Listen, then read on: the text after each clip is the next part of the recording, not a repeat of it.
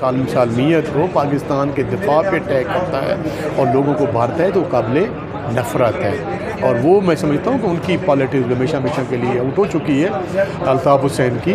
جو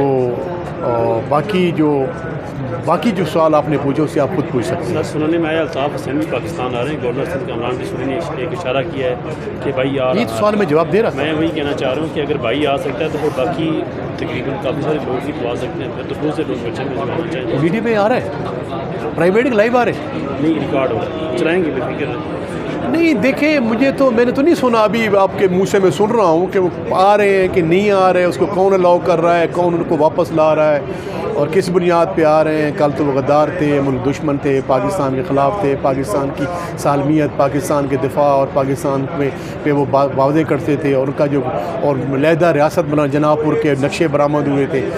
آج اگر کوئی اس قسم کی بات ہے، پہلی بات میری کوئی انفارمیشن نہیں ہے، میں سنی سنائی باتوں پہ بلیو نہیں کرتا، ٹھیک ہے نا جی. میرے پاس کوئی ایسی انفارمیشن ہوگی تو اگر گورنر نے کہا تو یہ بہتر، تو گورنر سے آپ پوچھ سکتی ہیں. شکریہ سر.